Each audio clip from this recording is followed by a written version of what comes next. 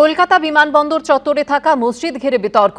এতদিন বিমানবন্দরে ৭ নম্বর গেট দিয়ে ঢুকে সেখানে নামাজ পড়া যেত, এখন সেই পথ বন্ধ করে দেওয়া হয়েছে বলে অভিযোগ করেছে বাঁকড়া মসজিদ কর্তৃপক্ষ। প্রতিবাদে আজ রাস্তায় বসে নামাজ পড়ার ডাক দিয়েছেন সিদ্দিকুল্লাহ চৌধুরী। এয়ারপোর্টের ভেতরে মসজিদ বিতর্ককে কেন্দ্র করে এই মুহূর্তে এলাকাতে বিশাল পুলিশ বাহিনী মোতায়েন করা হয়েছে। দেখা যাচ্ছে যে বাঁকড়ার ভিতরে বিভিন্ন জায়গাতে কিন্তু এই মুহূর্তে পুলিশের তরফে রুট মার্চ করা হচ্ছে। বিশাল সংখ্যক মহিলা সেন্ট্রাল ফোর্স তাদেরকেও কিন্তু ইতিমধ্যে এখানে ডিপ্লয় করা হয়েছে। এবং গতকালকে জামায়াতে উলেমা যিনি একেবারে প্রধান রয়েছেন সিদ্দিকুল্লাহ চৌধুরী, তিনি কিন্তু বলেছিলেন আজকে তিনি এখানে আসবেন এবং তারা কিন্তু শান্তিপূর্ণভাবে এখানে জমায়েত করবেন। ফলত এই বিষয়কে কেন্দ্র করে যাতে এলাকাতে কোনো রকম অশান্তি তৈরি না হয়, সেই কারণে কিন্তু দেখা যাচ্ছে যে বাঁকড়ার বিভিন্ন জায়গাতে এই মুহূর্তে যেমন রুট মার্চ করা হচ্ছে, পাশাপাশি ঠিক পাশেই রয়েছে এয়ারপোর্ট যে চত্বর, সেখানেও কিন্তু একই রকমভাবে হেভি পুলিশ ইতিমধ্যে ডিপ্লয় করা হয়েছে। দেখা যাচ্ছে যে এখানে এয়ারপোর্ট থানা রয়েছে, মধ্যমগ্রাম থানার পাশাপাশি কিন্তু প্রচুর পরিমাণ সেন্ট্রাল ফোর্স ইতিমধ্যে মেন রাস্তার উপরে সেটাকে ডিপ্লয় করা হয়েছে। মূলত সেকেন্ডারি রানওয়ের মাত্র ১৬৫ মিটার দূরে মসজিদ রয়েছে এবং সেই মসজিদকে কেন্দ্র করে এই বিতর্কের সূত্রপাত। বিমানবন্দরের সম্প্রসারণের জন্য কিন্তু এই মসজিদকে সরানো হবে বলে ইতিমধ্যে ঘোষণা করা হয়েছে এবং সেই কারণে আজকে ভেতরে কিন্তু নামাজ পড়া সম্পূর্ণ রকম বন্ধ। এবং দেখা যাচ্ছে যে সেই বিষয়টাকে কেন্দ্র করে বাঁকড়া মোড়ে যাতে কোনো রকম অশান্তি তৈরি না হয়, সেই কারণে কিন্তু এখানে একদিকে যেমন অ্যানাউন্সমেন্ট করা হচ্ছে, তার পাশাপাশি কিন্তু প্রচুর ফোর্স ইতিমধ্যে এখানে ডিপ্লয় করা হয়েছে। দেখা যাচ্ছে যে কাঁদানে গ্যাস নিয়ে ইতিমধ্যে যে টিয়ার গ্যাসের যে সেল রয়েছে সেগুলো যেমন এখানে মজুত করা হয়েছে, তার পাশাপাশি কিন্তু প্রচুর পুলিশ ফোর্স ইতিমধ্যে মোতায়েন হয়েছে মেন রাস্তার উপরে। ক্যামেরা অভিজিৎ দত্তের সঙ্গে সুকান্ত মুখোপাধ্যায়, এবিপি আনন্দ। শিশুর হাত বাদ যাওয়া নিয়ে অভিষেক বন্দ্যোপাধ্যায়ের বিরুদ্ধে আগেই অভিযোগ করা হয়েছিল। এবার সেই ঘটনায় এফআইআর দায়ের করে তদন্ত শুরু করল রবীন্দ্রনগর থানার পুলিশ। অন্যদিকে সেবাশ্রয় সংক্রান্ত একাধিক অনিয়মের অভিযোগ নিয়ে রাজ্য মেডিকেল কাউন্সিলকে মেল মারফত চিঠি পাঠালো চিকিৎসকদের সংগঠন ওয়েস্ট বেঙ্গল ডক্টরস ফোরাম। এতটা সময় গ্যাপের জন্য আজ আমার বাচ্চার এই পরিণতি যে হয়েছে, ওনার জন্যই হয়েছে। সেবাশ্রয় ভুল চিকিৎসায় পা বাদ যাওয়ার অভিযোগে আগেই এফআইআর হয়েছিল, যেখানে অভিষেক বন্দ্যোপাধ্যায়ের নাম ছিল।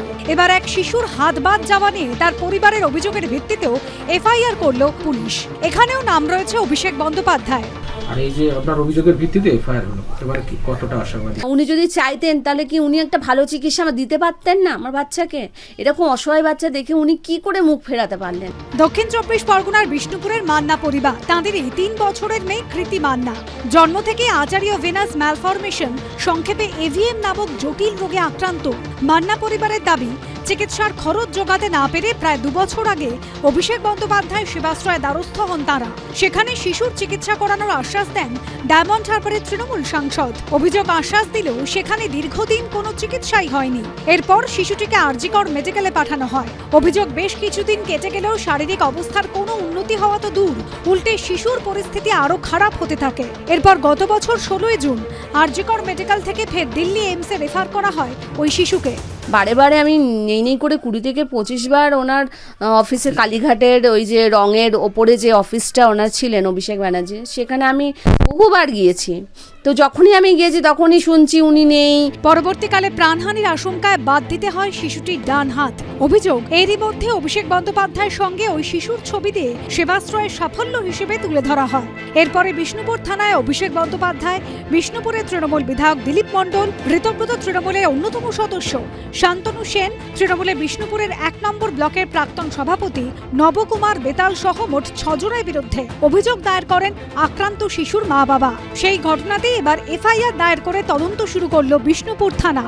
একের পর এক অভিযোগ, একের পর এক মামলা, বাড়ছে বিতর্ক। ওই কাউন্সিলের কর্ণধার ডাক্তার সুদীপ্ত রায়, রেজিস্টার্ড ডাক্তারবাবু, ওকে আমরা ওখান থেকে এবার বলবো দয়া করে, অনেক দিন হলো, অনেক অরাজকতা, অনেক দুর্নীতি, অনেক ভোটে কারচুপি, হাত জোর করে বলছি ডাক্তার সুদীপ্ত রায়কে পদত্যাগ করুন। আর আপনাদের চিকিৎসক সমাজ মেনে নিচ্ছে না। অভিষেককে রাজনীতিতে সবসময় এনগেজ করে রাখতে হবে, তার জন্য একটার পর একটা কেস হবে, চলতে থাকবে এবং অভিষেক সেটাকে ফেস করছে, ও স্ট্যামিনা আছে, ফেস করছে। এদিকে সেবাশ্রয় সংক্রান্ত একাধিক অনিয়মের অভিযোগ নিয়ে রাজ্য মেডিকেল কাউন্সিলকে মেল করল চিকিৎসকদের সংগঠন ওয়েস্ট বেঙ্গল ডক্টরস ফোরাম। চিকিৎসার গাফিলতি সহ একাধিক অভিযোগে ৯ দফার দাবি তুলে স্বতঃপ্রণোদিত তদন্তের দাবি তুলেছে চিকিৎসকদের এই সংগঠন। সব মিলিয়ে সেবাশ্রয় নিয়ে অভিযোগের তালিকা ক্রমশ দীর্ঘ হচ্ছে। গৌতম মণ্ডল ও ঝিলম করঞ্জায়ের রিপোর্ট, এবিপি আনন্দ, দক্ষিণ 24 পরগনা। এবিপি আনন্দ, এগিয়ে থাকে, এগিয়ে রাখে।